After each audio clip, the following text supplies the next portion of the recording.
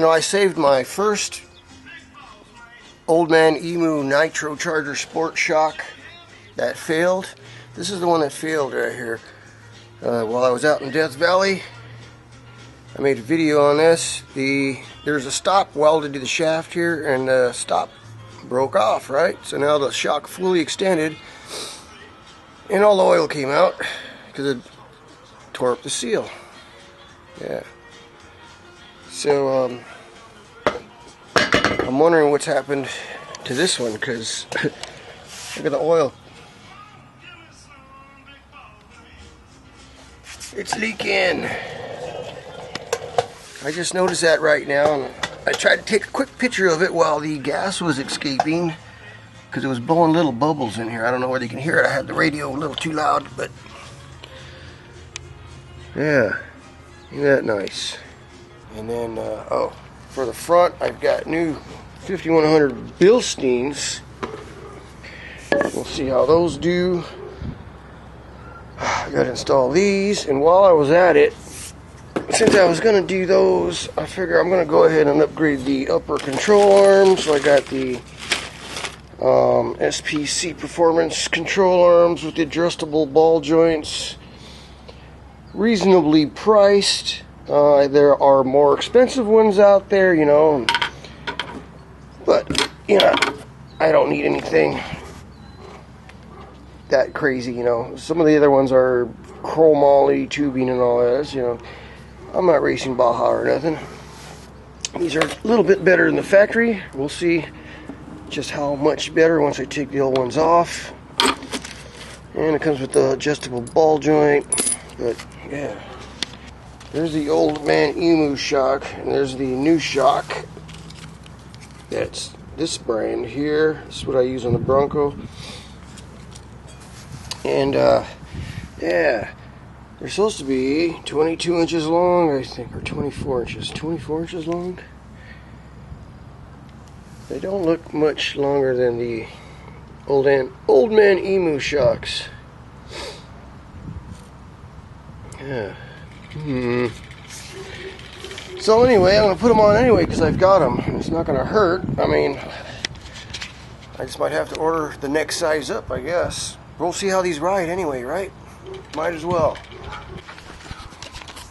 Okay out there. Hey, it is Saturday. I had big plans to work on my truck yesterday, last night, after I got off work, but I was just too tired to get into it. I tried. All I did was the rear shocks. In case you don't know, this is what I'm running in the rear. Yeah.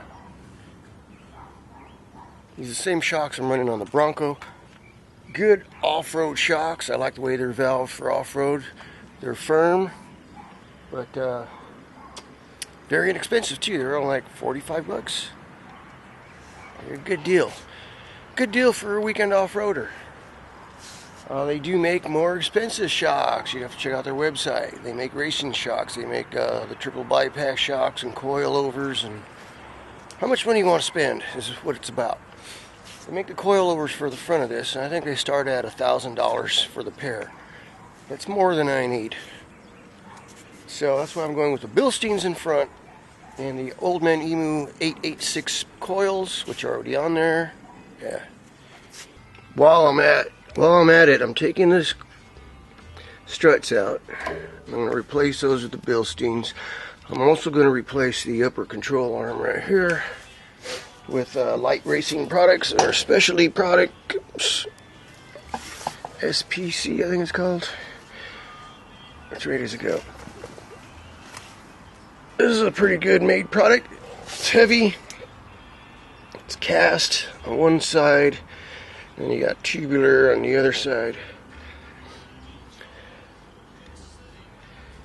And an adjustable ball joint on there, so you can adjust the alignment further than you can with the factory settings.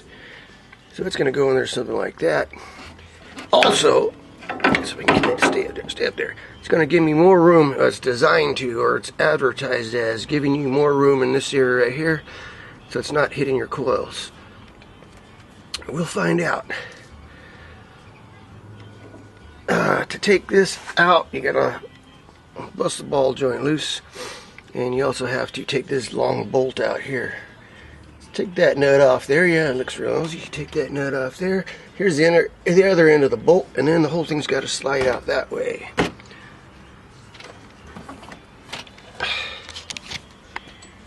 Somehow. So what I gotta do? Cut a hole in here or something?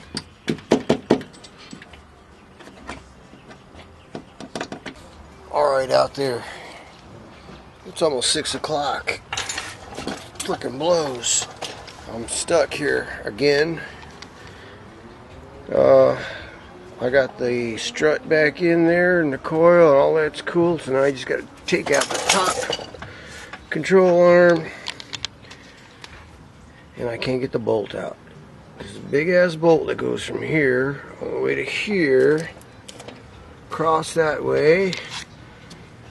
It's freaking jammed in there. I bent the steel out of the body here, out of the way, so I got it that far, and I go, okay, cool. But it won't go anymore. Why did they put the bolt in from this side? Look at all the room they got on this side. Jeez Louise. So here's the situation. Yeah, the situation. There's the bolt. It's not going to come out like that.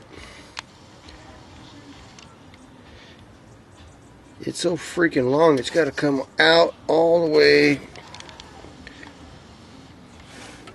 I read somewhere before I did this that the way to do it, or one way to do it anyway, is to cut the bolt. Just cut the bolt, cut the head off, and punch it out the other way. Yeah. Cut this head off and slide it out that way. Right? Yeah, slide it out that way. Well, that's good, but I need another bolt. God dang it. Said you gotta go to the Toyota dealer for that, so I think I'm gonna try cutting it and welding it back up and reusing it. Alright, so it's past 6 o'clock and I'm still working on this thing. Had to get the welder out, got the sawzall out. Got about just every tool I own out. And it's not supposed to be so complicated. Okay, so here's the bolt that goes in there, right? It actually went that way, but it don't go out that way. There's no room, so I cut the head off with the sawzall and welded the head back on, and then I'm going to add this washer there, and I think that'll do it. Now it's going to go in from this way, which has plenty of room. I don't know what these Toyota people are thinking about. Alright, it's Sunday, yeah, Easter Sunday. I finished up this morning. I replaced these factory control arms. You see how funky these things are, with some control arms, upper control arms from Light Racing, which are much heavier than these, and they have an adjustable ball joint, which makes it easier to set this lifted vehicle to specs. Let's see, yeah, much more clearance in here, clears my tires and everything. Now you can go more expensive than this. You can go up to some chromoly bolts. Wow, chromoly. I mean, upper control arms, which are a couple $100 more than these. But I don't see no use for them. These are better than the factory, and the factory ones are okay. So let's not get crazy, right? Right. Got the Bilstein shocks in, old man emu coils. The Bilstein shocks made a world of difference. A world of difference. I mean, it used to run like ride like a car, you know, soft and mushy. Terrible off-road. Yeah, those old. I had old man emu shocks on there. I had the nitro chargers, and then I got another set sent to me by Old Man Emu. They upgraded the shocks for me to the Nitro Charger Sports, which were a little better, but still nothing like that. I mean, the ride on the 5100 Bilsteins is firm, but now it rides, yeah, I can hit the dips in the streets here like nothing. Couldn't do that with the Old Man Emu, it's just way too soft. And then on the rear, I put the Doetsch shocks, and those make a world of difference too. I put those on first Friday. I did a little drive around with those. Wow, what a difference. I hit the dips in the road, same thing. Firm, nice and controlled. Before it was just really soft, and so I can't wait to hit the trails now, you know? Hit the trails, but I got 2 more issues I want to take care of, and that's replace the rear brake lines right here. And I think when I go to the alignment shop, I'll have them install those, because they got to be, I mean, it just makes it a whole lot easier, you know? Just put them on for me while it's there.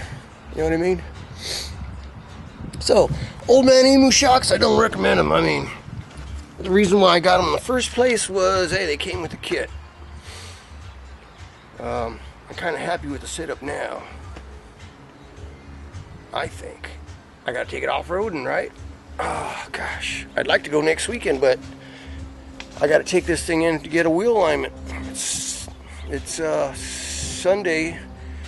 I won't be able to do that till Saturday. So, that's what it is, right?